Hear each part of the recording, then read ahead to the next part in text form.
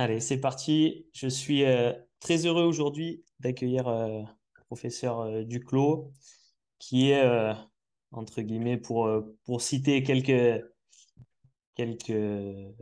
thématiques de travail, professeur des universités, praticienne hospitalière, médecine du sport, spécialiste en endocrinologie, diabétologue, physiologiste, chef du service médecine du sport et exploration fonctionnelle au CHU de Clermont-Ferrand, présidente de l'Observation nationale de l'activité physique et de la sédentarité, autrice.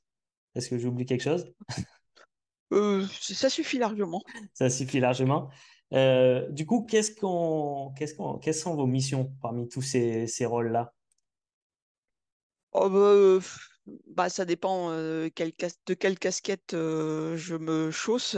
À l'hôpital, c'est à la fois de m'occuper des sportifs en bonne santé, et des sportifs malades de leur sport. Par exemple, la traumatologie du sport, des sportifs pour lesquels il y a un besoin d'un bilan de fatigue inexpliqué ou de mauvaise performance.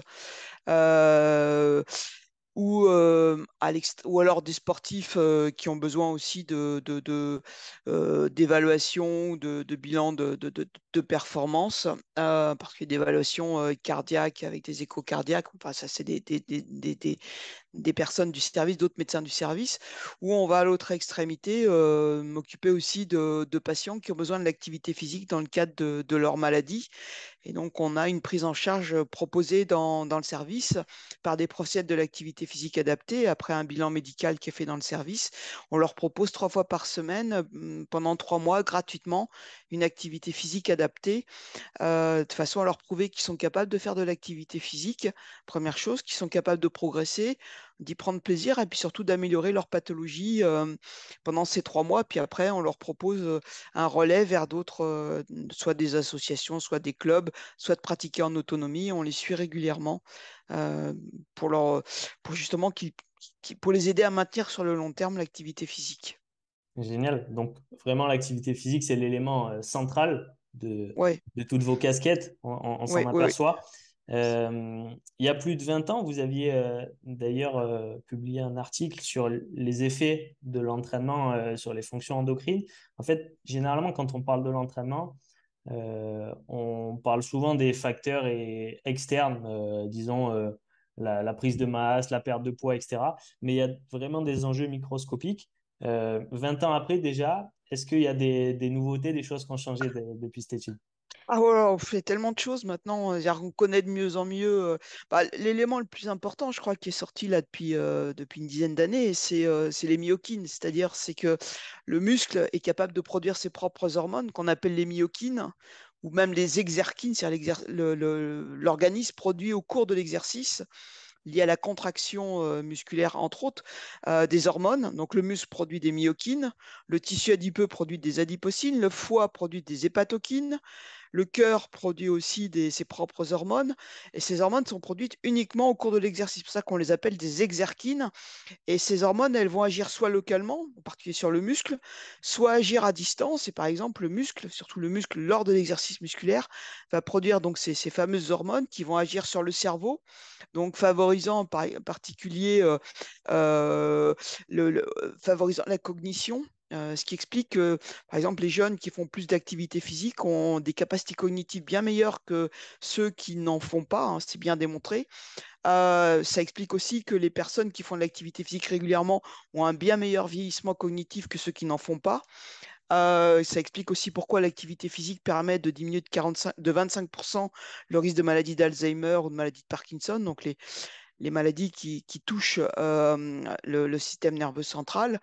Donc, ça explique les effets de l'activité physique sur la protection cérébrale, du vieillissement cérébral, mais ça explique aussi les effets de l'activité physique sur la protection cardiovasculaire, enfin, sur la protection contre le diabète, enfin, tous les effets de protection vis-à-vis des maladies cardiovasculaires. Donc, ça, c'est une énorme progression parce que ça montre bien que voilà, le muscle n'est pas seulement un élément passif qui répond purement aux sollicitations mécaniques ou au contrôle du cerveau, mais que le muscle est capable de contrôler le cerveau, de dialoguer avec le cerveau, de dialoguer avec les os, de dialoguer avec le foie, de dialoguer avec le tissu adipeux, la graisse. Donc voilà, il y a vraiment un dialogue entre tous les tissus et que vraiment, le muscle, c'est vraiment un acteur très actif dans la santé. Et bon, on sait qu'il est indispensable à la vie, c'est certain, mais c'est vraiment un acteur actif dans la santé. Ça, c'est hyper intéressant. De toute façon, on va y revenir. En tout cas, ce qu'il faut retenir, c'est vraiment ce rôle de, vous l'avez dit, il dialogue avec tous les autres tissus, tous les organes. Il a vraiment un rôle de messager. Mm, mm. Il envoie des signaux quand même chimiques qui créent toutes ces adaptations.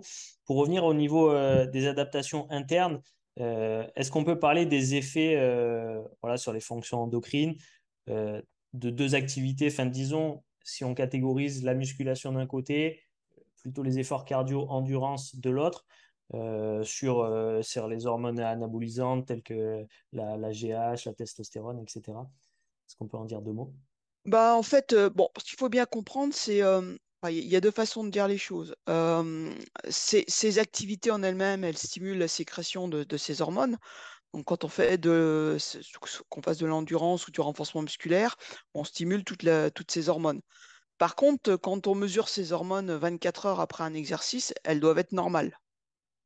Même si on est un des sportifs de haut niveau, nous on a suivi tous les cyclistes de haut niveau qui sont obligés légalement d'avoir au moins 2 à 4 bilans par an. Donc on avait des sportifs qui faisaient entre 10 à 20 heures d'entraînement par semaine, entre 30 à 40 000 kilomètres par an, plus 80 à 100 jours de compétition par an. Donc vraiment c'était le C'est gratin. énorme. Voilà. Et tous, ils ont un taux de testostérone normal quand c'est mesuré 24 heures après le dernier entraînement, hein.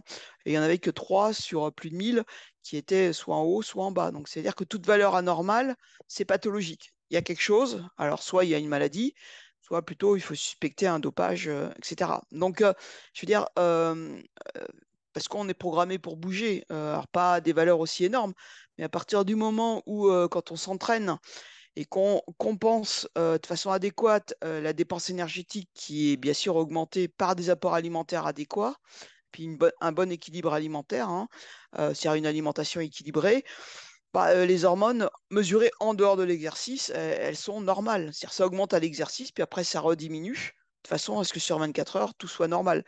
On a les hormones, elles sont indispensables à la vie, ou en tout cas, elles ont un rôle très important, mais c'est un système qui est finement régulé. Donc quand ça augmente, bah, après, il y a un phénomène d'inhibition, hein, de rétrocontrôle négatif, de façon à ce que quand vous faites la moyenne, bah, c'est normal. Donc, mais par contre, ces augmentations transitoires liées à l'activité, c'est un effet stimulant, c'est certain. Mais après, c'est compensé par une inhibition, une moindre sécrétion. De toute façon, en physiologie, c'est très simple, hein. Les choses sont très bien faites. Il en faut toujours. C'est pas bon quand il y en a trop ou quand il n'y en a pas assez. Donc, on est toujours dans le juste milieu et souvent, le juste milieu, il est vraiment très finement régulé. C'est le cas aussi des hormones. Et ça, c'est sur les effets, disons, plutôt court terme, même si c'est le cas pour tout le temps. Mais est-ce que du coup, à long terme, après des années d'entraînement, le niveau de concentration ou de sécrétion de ces hormones-là, il change ou pas? Non, il reste normal, strictement normal. Alors, je suis désolé pour les bodybuilders, mais ça a bien été montré, hein. Même si vous faites du bodybuilding, vous entraînez et que vous soulevez de la fonte pendant 4 heures par jour, votre testo, elle augmente pas. Si elle augmente, c'est qu'il y a un problème. D'accord, c'est via. Elle est normale. Puis alors, vraiment, strictement normale. Alors, sauf si vous les mesurez à l'arrêt de l'exercice, où là, ce sera augmenté, c'est sûr.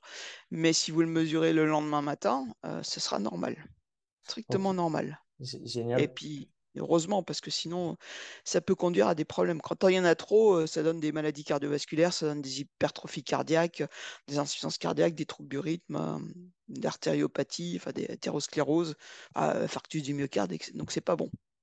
Et donc, l'effet des principales hormones qui jouent sur l'organisme, quels sont-ils? Oh bah, chaque hormone a ses propres effets, hein. La testone, c'est vrai que la testostérone, elle est bien faite pour elle est très intéressante. Elle augmente la masse musculaire, elle diminue la masse grasse, elle augmente le glycogène. Bon, voilà. L'hormone de croissance, oui, effectivement, l'hormone de croissance, elle favorise plutôt la synthèse du tissu conjonctif, donc ce qui entoure les tendons et choses comme ça. Ouais, puis elle augmente la taille quand on n'a pas atteint sa taille définitive.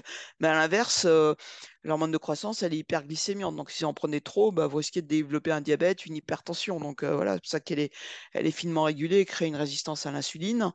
Et elle augmente l'IGF-1, qui est un facteur de croissance tumorale. C'est pour ça qu'il n'en faut pas trop. Voilà. Donc, c'est pour ça que tout est finement balancé. Les hormones thyroïdiennes, ça augmente la fréquence cardiaque. Donc, faut pas, quand on en a trop, ben, on est tachycarde. Et là, c'est pas, quand on a une fréquence cardiaque trop élevée, ben, on ne peut pas faire un exercice d'endurance. Très vite, on est à son maximum. Alors, certes, ça diminue la masse grasse, mais si vous faites du sport avec 180 de fréquence cardiaque dès que vous êtes à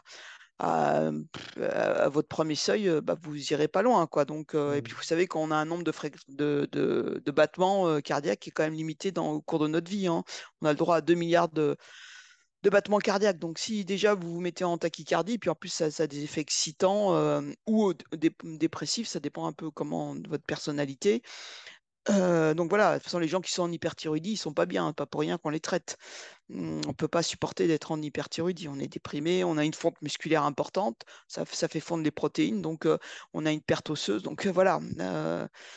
C'est pour ça que je vous dis, tout est vraiment finement régulé. C'est la machine humaine enfin, est merveilleuse, est très très bien faite. C'est pour ça qu'il C'est, faut pas jouer avec les hormones, faut pas en rajouter, faut pas parce que là vous déréglez complètement la machine. ouais, Et bien c'est pour sûr. ça que si on s'entraîne, d'accord, on en produit, mais très vite, ça revient à la normale parce que sinon, vous allez tomber malade. Et c'est pour ça qu'on peut s'entraîner, il n'y a aucun problème. J'ai beaucoup travaillé sur des sportifs très intensifs. C'est pour ça que c'est ce sur quoi je travaillais au début. Parce que il y a 20 ans, on avait quand même tendance à dire que quand on faisait trop de sport, non, enfin, c'était pas surprenant d'avoir un taux d'hormones augmenté. Et moi, je me disais, mais c'est pas logique, je comprends pas. Les sportifs intensifs, ils sont en bonne santé. C'est vraiment un modèle de gens qui sont un peu hors normes, qui sont capables de supporter des grosses charges d'entraînement. Ils n'ont pas l'air d'être malades. Donc c'est pour ça que j'ai travaillé là-dessus pour bien montrer qu'effectivement, il y avait l'exercice et la phase de récupération et que bah voilà, l'un compensait l'autre et qu'il y avait des adaptations. Bon, je ne vais pas rentrer dans les détails, mais au niveau des récepteurs tissulaires pour montrer qu'in fine, voilà, tout revenait à la normale et tout était parfaitement équilibré. Hyper intéressant. Vous avez évoqué juste avant le rôle d'une alimentation adéquate, du coup, dans cette logique-là. Est-ce que l'alimentation, du coup, joue un rôle direct sur ces productions hormonales? Oh, pas énormément, enfin, sauf si elle est déséquilibrée, mais bon, il y a les acides aminés qui stimulent un peu l'insuline, mais le message au niveau de l'alimentation, c'est surtout qu'il faut avoir une alimentation équilibrée, c'est-à-dire ce qu'on recommande en termes de glucides, lipides et protides. Et surtout, c'est que si vous avez une alimentation équilibrée, vous n'avez absolument pas besoin de rajouter des vitamines, ni de compléments alimentaires.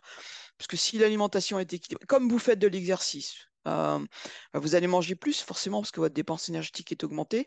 Donc vous allez apporter plus de vitamines, euh, de- d'autres oligo-éléments. Donc effectivement, comme vous faites de l'exercice, vous en avez besoin de plus, mais vous mangez plus, donc vous apportez le nécessaire. Si vous avez une alimentation équilibrée, donc il n'y a pas besoin de rajouter de vitamines A, B, C, D, tout ce que vous pouvez imaginer. Vous n'avez besoin de rien, rien de plus.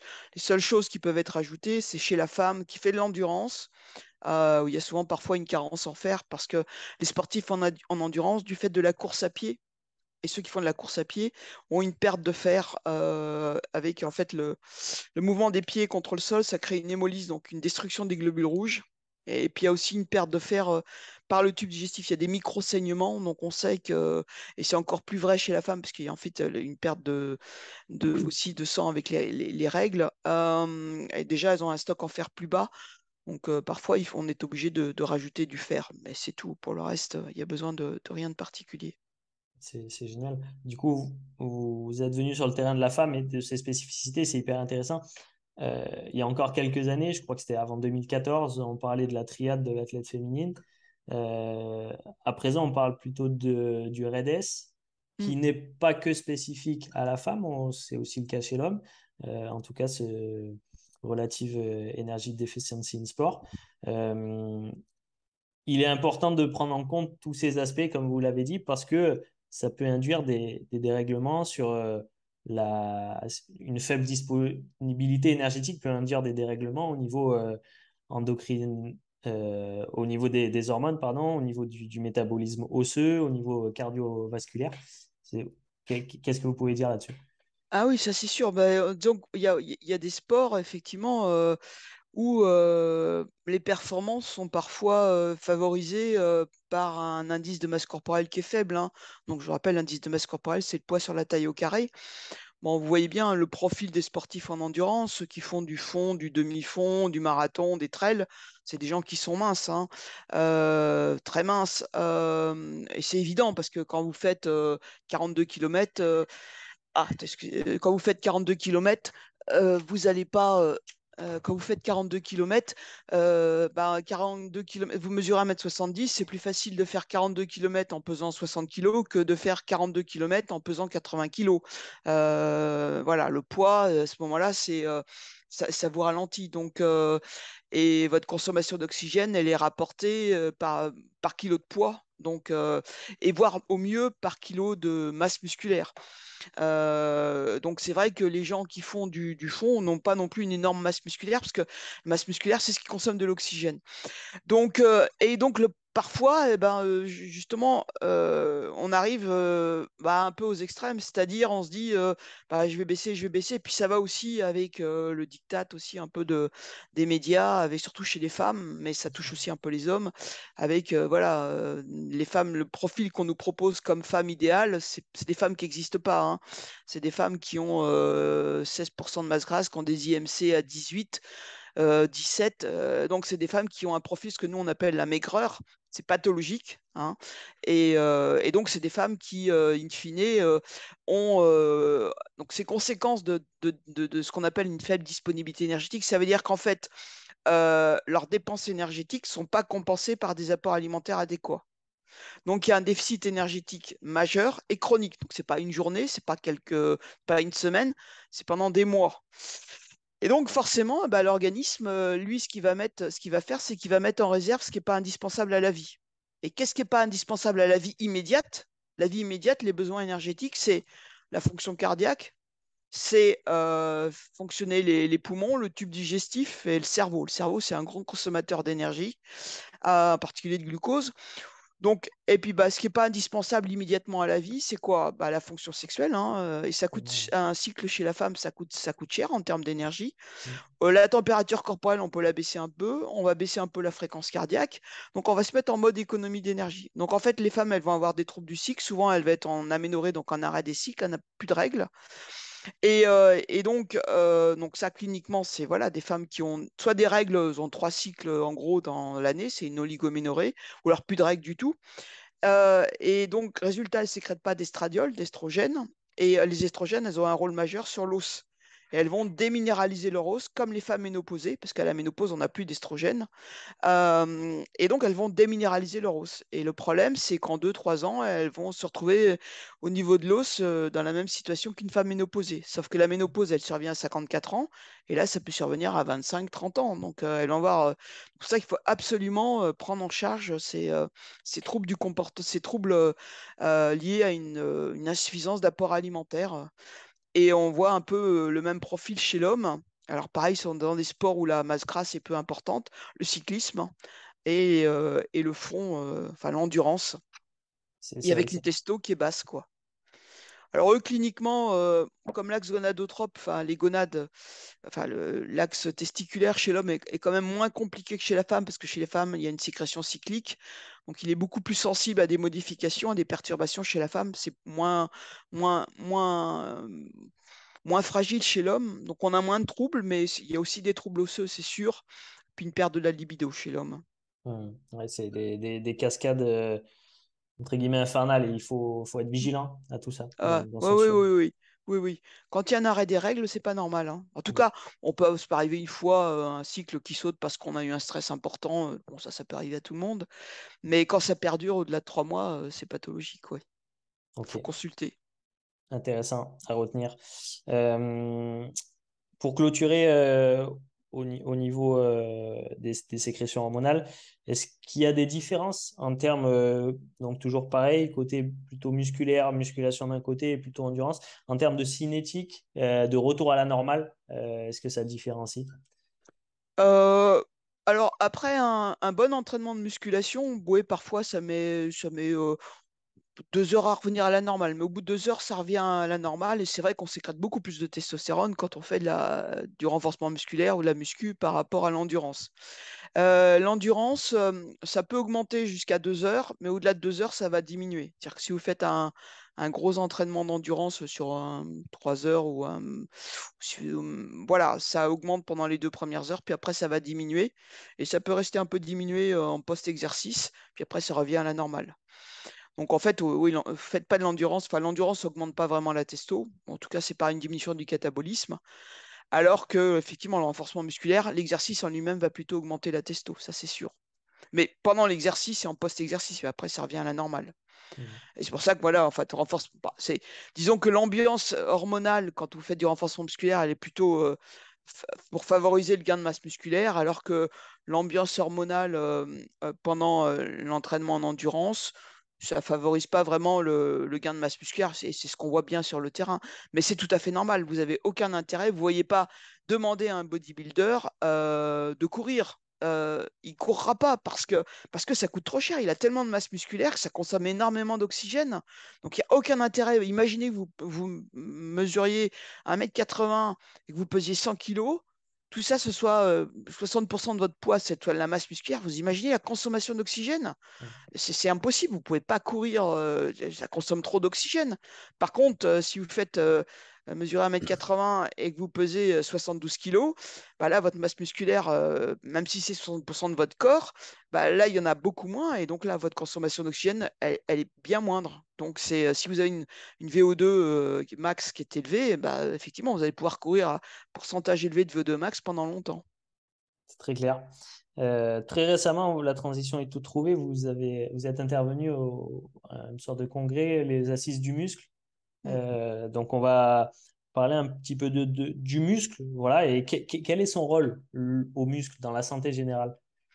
Ah bah il est indispensable à la vie parce qu'en fait le muscle, vous savez, il y a trois types de muscles, hein. Il y a le muscle strié squelettique, dont on parle, là, donc le quadriceps, le biceps, les abdos et voilà.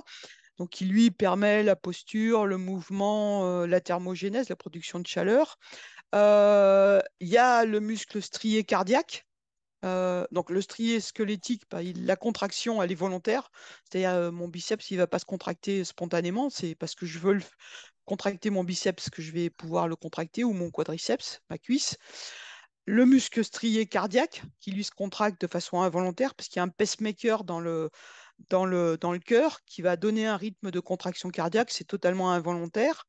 Et puis il y a le muscle lisse, le muscle lisse qui lui donc n'est pas strié et qui lui, pareil, se contracte de façon involontaire. C'est celui qu'on a dans les bronches. C'est celui qu'on a dans les artères, c'est celui qu'on a au niveau de l'intestin, hein, qui va se contracter pour permettre la diffusion du bol gastrique. Et lui, c'est totalement volontaire, mais aussi c'est indispensable à la vie. Donc voilà, on a trois types de muscles qui se comportent pas du tout pareil. Et donc, heureusement qu'on a ces muscles respiratoires, ou heureusement qu'on a le diaphragme, sinon vous ne respirez pas, ce qui nous permet aussi d'avaler. Donc, voilà, trois types de muscles. Et sans ces muscles, la preuve, c'est quand on a un système musculaire déficient, type myopathie de Duchenne, eh bien, on a une mort par justement destruction de ces muscles, parce qu'il y a une anomalie dans la structure de ces muscles, eh bien, on meurt d'insuffisance cardiaque, d'insuffisance respiratoire, de troubles de la déglutition, et c'est des sujets qui malheureusement vont mourir très jeunes. Et le muscle dialogue avec tous les autres tissus, on en a parlé en introduction. Est-ce que ces différents types de tissus musculaires, les trois types qu'on vient d'évoquer, ils ont chacun des types de signalisation différents? Alors, oui, oui, tout complètement. Bah, ceux qui dialoguent avec les différents tissus, c'est le muscle squelettique classique, hein, Classique. donc voilà, c'est le classique. Les autres, c'est encore autre chose. C'est encore, alors ils dialoguent un petit peu, mais parce qu'ils sont en contact avec d'autres cellules. Par exemple, le muscle lisse des artères, parce qu'il est avec la paroi artérielle qu'on appelle l'endothélium, qui lui-même sécrète plein de choses, mais c'est plutôt les éléments qui sont autour qui vont dialoguer avec les structures qui sont adjacentes. Donc lui, il est plutôt là, à ce niveau-là, un effecteur. Euh, j'ai noté aussi que la force musculaire, donc disons de manière générale, c'était un marqueur de santé cardiovasculaire, Oh, surtout pas que pas que cardiovasculaire, pas que, en non. priorité. Il y a d'autres C'est éléments. bah, c'est surtout un facteur prédicteur de risque de mortalité précoce. C'est-à-dire, on sait maintenant que mesurer la force musculaire, sur des populations tout venant. On la mesure en fait par le hand grip, c'est-à-dire on demande Ouais, au sujet de serrer en fait la main le plus fort possible. Alors dans la main, on met une petite poignée qui est reliée à un capteur de force. un Et on leur dynamomètre. demande de soigner voilà, un dynamomètre, de serrer la main le plus fort possible. On fait bras droit, bras gauche. Donc c'est la force de préhension de l'avant-bras. Donc ça mesure la force de l'avant-bras. Donc on demande de serrer très très fort. Et quand on mesure sur une grande population, il y a une étude, enfin une méta-analyse, donc sur plus de 40 000 sujets, qui a comparé donc les sujets qui avaient la force la plus élevée par rapport à ceux qui avaient la force la plus faible. Ils ont été suivis pendant 10 ans et ils ont mesuré donc au cours des 10 ans le taux de mortalité. Et donc, quand ils ont comparé ceux qui avaient la force la plus faible par rapport à ceux qui avaient la force la plus élevée, en analyse où on met tout au même niveau, tous les facteurs de risque, sur ces analyses statistiques, bref. Donc IMC identique, pression artérielle, cholestérol, tous les autres facteurs, on les met au même niveau, on fait juste varier le niveau de force. Bien, ceux qui avaient la force la plus basse avaient un risque de mortalité globale augmenté de 1,8 par rapport à ceux qui avaient la force la plus élevée. Un risque, donc mortalité globale, c'est toutes causes confondues. Un risque de mortalité par maladie cardiovasculaire multiplié par 1,6, par cancer multiplié par 2,4 et par bronchopathie chronique obstructive enfin augmenté de 30%. Et surtout, ce qui est intéressant, c'est que cette force musculaire, on peut l'augmenter. Il suffit de les entraîner avec du renforcement musculaire adapté, hein. Eh bien, on diminue de 70% le risque de mortalité précoce. Donc, voilà, donc en fait, cette force musculaire, c'est vraiment un facteur prédictif de sujet à risque de mortalité précoce. Donc, donc, ça permet de dépister les gens et surtout, bah, on a un traitement qui est tout simplement leur proposer un programme de renforcement musculaire adapté. Mm. On la mesure et puis après, on leur propose un programme adapté. Et donc, ça a un effet donc, pour améliorer, diminuer le risque de mortalité précoce. Donc, c'est vraiment très efficace. Ce qui est intéressant, c'est que ce test, aussi simple qu'il soit, il est aussi utilisé maintenant dans le côté performance, dans des clubs, Ah notamment oui, pour évaluer et monitorer le niveau de fatigue nerveuse. Mais en tout absolument. cas, sur ce biais-là, au niveau de la santé, donc c'est hyper intéressant. Ces chiffres, ils sont quand même importants.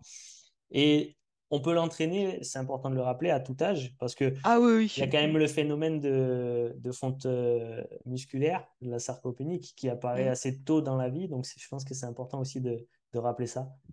Ah oui, bah en fait, on commence à perdre de la masse musculaire à 30 ans. Bon, c'est pas beaucoup, hein.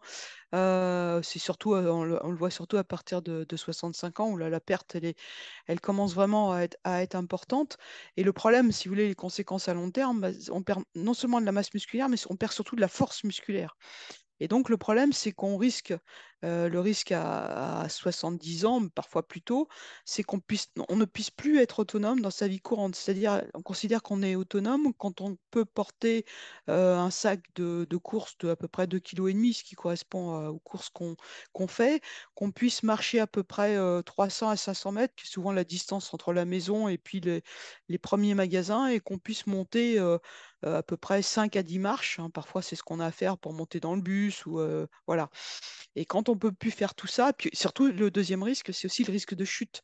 Mm. Parce que si vous n'avez pas la masse musculaire quand vous cognez contre un petit bord de trottoir ou un trottoir parce qu'il y a une branche qui est un petit peu qui déborde ou qui a un petit truc qui traîne, si vous n'avez pas la force pour de vos muscles pour vous retenir, bah, vous tombez Et les chutes, bah, c'est la première cause de mortalité, enfin, c'est une cause de mortalité importante, hein, chez les personnes âgées parce que ça implique hospitalisation, parfois effectivement prothèse de hanche, et dans la moitié des cas, il y a un risque de mortalité. Donc, la prévention des chutes est important. Et le premier élément de prévention, bah, c'est effectivement un maintien de la masse musculaire pour effectivement euh, ça permet d'éviter de tomber et puis ça permet aussi, après, en même temps, on travaille la coordination, l'équilibre.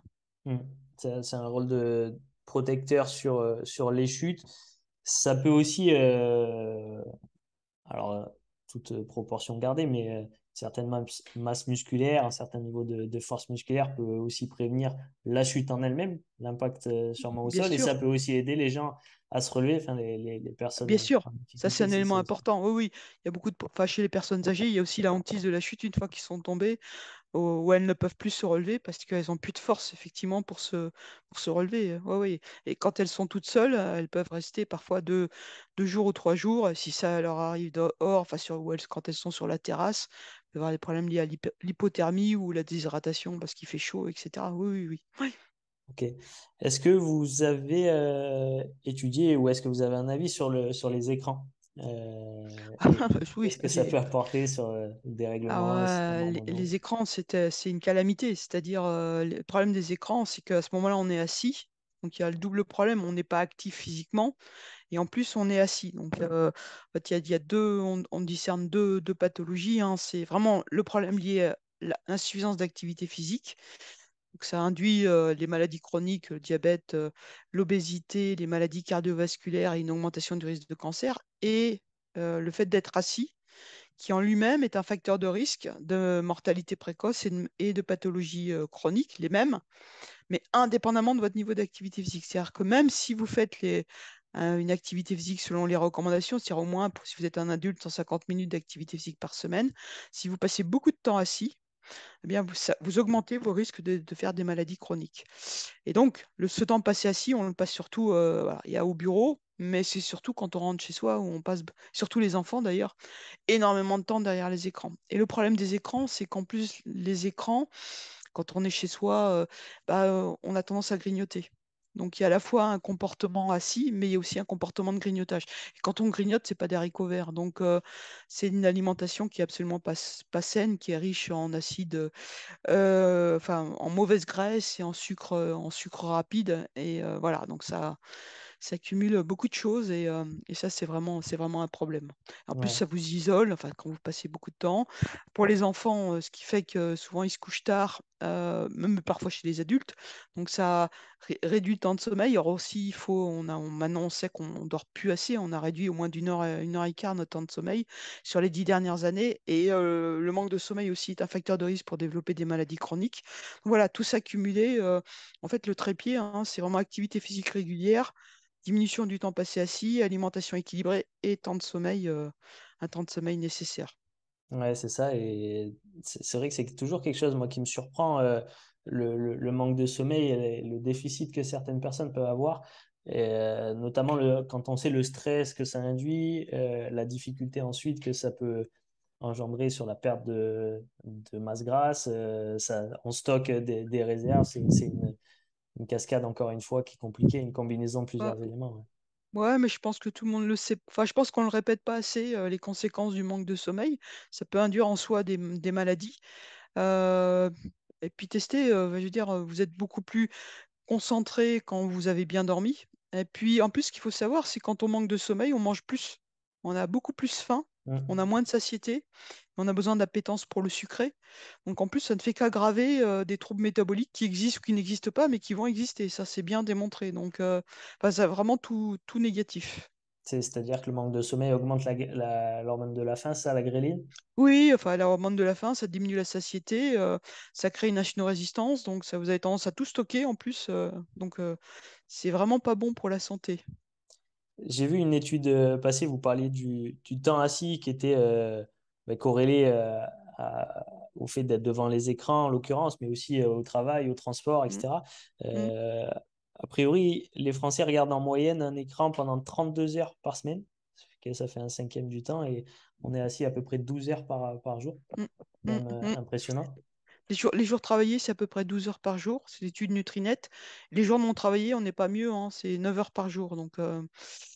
Voilà quoi. En fait, on reproduit à peu près les mêmes comportements les jours où on ne travaille pas. Oui, il y a beaucoup de travail à faire et ça c'est pas encore bien rentré dans la tête des gens. C'est-à-dire, bon, ils ont bien compris que c'est important de se bouger, mais ils n'ont pas compris enfin, ils n'ont pas encore bien compris la différence entre activité physique et temps passé assis. Et que le temps Mm. passé assis en lui-même, c'est vraiment un problème. Alors, je veux dire, certains me diront, et je comprends tout à fait ce raisonnement, en disant, mais oui, mais vous êtes bien gentil, mais moi j'ai un travail où je suis assis, donc vous nous dites de ne pas rester assis, mais j'ai pas envie d'aller travailler dans un champ où je peux pas, j'ai des limitations articulaires, etc. Oui, moi c'est pareil, je suis assise. Donc ce qu'il faut savoir aussi, c'est qu'il y a des petits trucs. Les petits trucs, c'est faut penser toutes les heures à se lever une minute Mm. et pendant cette minute, vous bougez. Alors, vous n'êtes pas obligé de courir comme un fou parce que pas toujours facile, mais simplement, il suffit de faire bouger ses jambes. Donc, vous marchez. Si vous avez un escalier, vous pouvez aller monter un escalier. Vous pouvez aller aux toilettes, vous pouvez aller prendre de l'eau, chercher une feuille à la photocopieuse. Quand vous êtes au téléphone, vous pensez à vous lever et à marcher, enfin, à téléphoner en marchant si vous pouvez le faire. Voilà. Mais pensez toutes les heures à vous lever. C'est rompre, éviter d'avoir des Le temps cercle de la prolongés assis. sédentarité. Ouais. Voilà. Mm. Voilà. Et ça, bah, du coup, c'est ce temps passé assis, à partir du moment où il y a des ruptures régulières, bah, on considère que, en gros, on ne dit pas que ça compte pas, mais c'est beaucoup moins dangereux parce que du coup, en fait, le problème de la sédentarité, c'est que vos jambes, elles ne bougent pas, vos muscles ne se contractent pas, donc ils ne jouent pas leur rôle, donc ils ne produisent pas les hormones dont on a parlé tout à l'heure.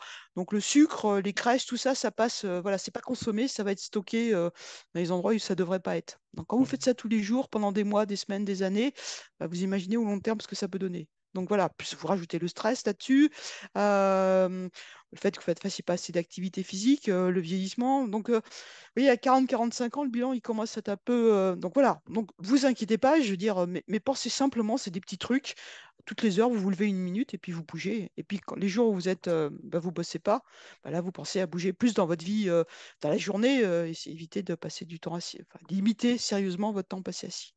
Ouais, vaste sujet, mais c'est hyper intéressant. Moi, pour ma part, j'essaie d'intégrer aussi ces réflexes et des habitudes, je pense, à transmettre Oui, ouais, et ouais. inculquer chez les gens.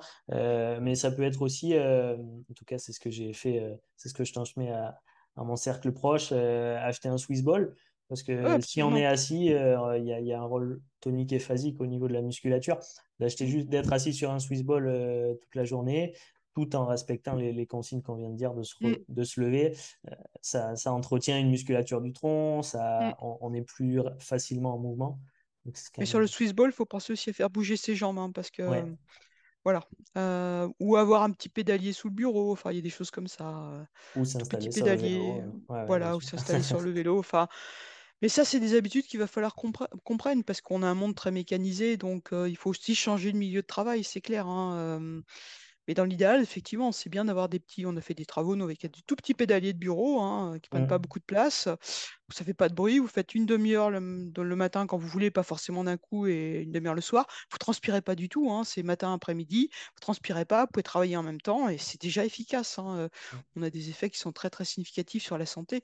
Voilà, c'est des choses, mais il faut que le milieu de travail aussi enfin, S'organise. intègre ces données. Voilà, s'organise, intègre ces données. Ouais. Mm. Top. J'avais une question au niveau de l'impact qu'ont eu les dernières années, là, notamment le confinement sur la sédentarité. Est-ce qu'on a des éléments, des données observables depuis les 2 années qui se sont passées? Oui, oui, bah, avec l'Observatoire national de l'activité physique et de la sédentarité, on a fait une grosse étude pendant le confinement qui avait montré qu'il y avait une augmentation très importante de la sédentarité. Ça, c'est les Santé publique France l'avait fait aussi. Enfin bon, et oui, oui, il y a une augmentation majeure du temps passé assis. Bah, et on était limité pour le temps dehors.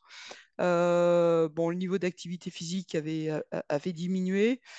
Et a priori, là, à distance du confinement, on n'est pas vraiment revenu. En tout cas, on n'a pas eu d'amélioration. On espérait que après enfin, certains espéraient, je ne faisais pas partie de ces gens-là, certains espéraient que effectivement après le confinement, on verrait une amélioration par rapport à avant le confinement. Ça, c'est non, malheureusement, on n'a pas observé d'amélioration par rapport à ce qu'on observait avant le confinement. On revient à la D'accord. situation antérieure, voire même un peu aggravée par rapport à ce qu'on avait avant. D'accord. Alors, c'est des cas peut-être particuliers, certaines personnes qui ont pu mettre en place des aménagements chez eux, des home gym, mais du coup, de manière générale, c'est pas le cas. Mm. Bah, le problème, c'est que voilà, ça commence, mais je veux dire, c'est tout le problème de démarrer une activité physique. C'est démarrer, ça va, mais c'est maintenir sur le long terme. Et le long terme, Mm, c'est tout le problème de changer des comportements sur le long terme. C'est pas simple. mm, Quand on est confronté à tout ce qui peut être les freins, le temps, etc. Et en tout cas, ce qui est sûr et certain, c'est que le télétravail n'a fait que augmenter le temps passé assis. Parce qu'en fait, entre quelqu'un qui télétravaille et quelqu'un qui travaille dans son milieu professionnel, il est clair qu'il y a plus d'activité et moins de sédentarité quand on ne télétravaille pas. Parce qu'il faut se déplacer pour aller au travail. mm, Parce que quand on est au travail, bon, on va prendre un café avec les autres, on va manger avec les autres. Bon, il y a toujours un truc à aller chercher à droite et à gauche. Et donc, on bouge plus. Alors que quand on est chez soi télétravaillé, ben, on a tout sous la main. Et donc, on reste beaucoup plus assis. Donc, il y a vraiment moins d'activité physique. Ça, c'est bien démontré. Le télétravail, c'est plein d'avantages, hein, je critique absolument pas. Par contre, en termes de temps passé assis, c'est une augmentation du temps passé assis. Et en termes d'activité physique, en tout cas, activité physique de la vie quotidienne. Après, c'est vrai que pour des gens motivés pour faire leur activité physique et sportive, ça leur permet d'aménager un temps pour faire de l'activité physique et sportive, ça c'est certain. mm. D'accord. On Mais pour le temps oppose, passé assis, c'est pas bon. ouais, effectivement. On, Ouais.